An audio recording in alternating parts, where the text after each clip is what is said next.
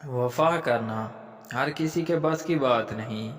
یہ خاصیت اون اور نسلوں میں پائی جاتی ہے۔ دانائی کا تعلق بالوں کی سفیدی سے نہیں، عقل اور تجربے سے ہے۔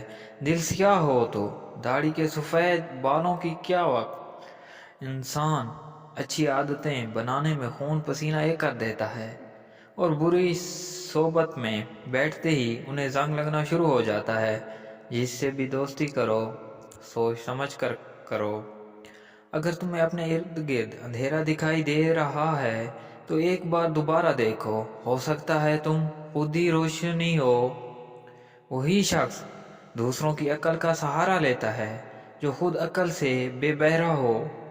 دو وجوہات ہیں جن کی وجہ سے انسان ہمیشہ غم میں مبتلا رہتا ہے۔ ایک وجہ جو بہت سے لوگوں کو غم میں پھنسا سکتی ہے وہ ہے دوسروں کے ساتھ موازنہ۔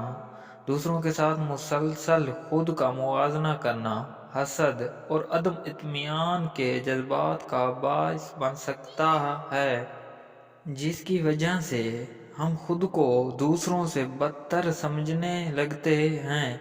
جو غم کو برقرار رکھ سکتا ہے، اس لیے اپنے کام پر فوکس کریں اور جو آپ کے پاس ہے اس کو ترجیح دیں۔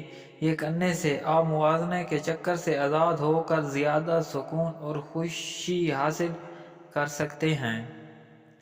دوسری وجہ ہے ماضی میں رہنا۔ ماضی کے پچھتاوے، یادوں یا صدمات میں رہنا آپ کو موجودہ لمحے میں مشغول ہونے سے روک سکتا ہے۔ جب آپ ماضی میں پڑے رہتے ہیں تو دردناک تجربات کو زندہ کر سکتے ہیں، موجود خوشیوں سے محروم رہ سکتے ہیں۔ ماضی کو تسلیم کر کے، حال پر توجہ مرکوز طے کر کے آپ پرانی یادوں اور غموں کے چکر سے آزاد ہو سکتے ہیں اور ایک زیادہ پرسکون زندگی حاصل کر سکتے ہیں۔